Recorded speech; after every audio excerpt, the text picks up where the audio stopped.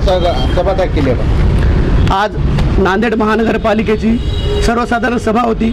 या सभेमध्ये आमच्या प्रत्येक नगरसेवकाने जे प्रस्ताव दिले होते, सन्माननीय महापौर यांनी आमचा कुठलाच प्रस्ताव घेतला नाही।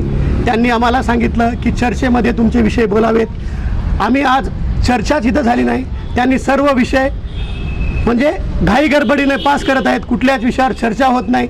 म्हणून आज आम्ही लोक न्याय विकास आघाडीच्या वतीने, काँग्रेस आणि वंचितच्या वतीने आम्ही आज या सभेवर बहिष्कार टाकलेला आहे, सभा त्याग केलेला आहे। कारण आमचे कुठलेच विषय जर ऐकून घ्यायचे नसतील महापौरांना, महापौर कोणाच्या रिमोटवर चालतात हे कळतच नाही। आयुक्त काय करतात, 1200 कर्मचारी आहेत, 1200 कर्मचाऱ्यावर कंट्रोल नाही। आयुक्त येतात सकाळी 12ला, 1ला जेवायला जातात, 4 वाजेला वापस येतात झोप घेऊन। असे जर आयुक्त असतील तर काय या महापालिकेचं भविष्य राहणार आहे? कारण मोठ्या अपेक्षेनं आम्हाला जनतेनं निवडून दिलं आहे, आम्हाला बहुमताने जनतेने निवडून दिले।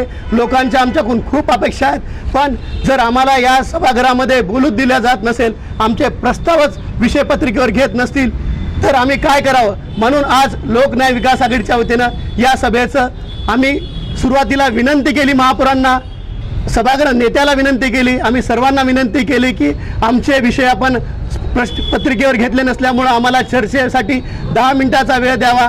त्यांनी म्हणजे हिटलरशाही चालू केलेली आहे इथं। यांचे संख्याबळ 45 असल्यामुळे यांनी हिटलरशाही चालू केलेली आहे। म्हणून महापौराचा आम्ही निषेध करतो आणि आज आम्ही सर्वसाधारण सभेचा त्याग केलेला आहे। आम्ही या सभेवर आजचा बहिष्कार टाकलेला आहे। विषयपत्रिकेला सुरुवात झाली होती आणि एक 2 विषय उद्या नंतर चर्चा करू अशा प्रकारचं रुलिंग महापौर देत होते। महापौरांनी रुलिंग दिला, त्या रुलिंगला आम्ही सन्मानानं ऐकलं। तरी सुद्धा नगर सचिव हे पूर्ण प्रस्ताव वाचत गेले, त्यांनी 6व्या विषयापर्यंत आले, त्यांनी अंतिम पुरवणी सुद्धा वाचायला चालू केली। जे महापौरांनी शब्द दिला होता नगर सचिवांनी जरा ऐकलं नाही, म्हणजे महापौरांचं सुद्धा नगर सचिव इथले ऐकत नाहीत। इथं काय दादागिरी महापौरांवर आहे कळत नाही, महापौर कोणाच्या रिमोटवर चालतात हे कळत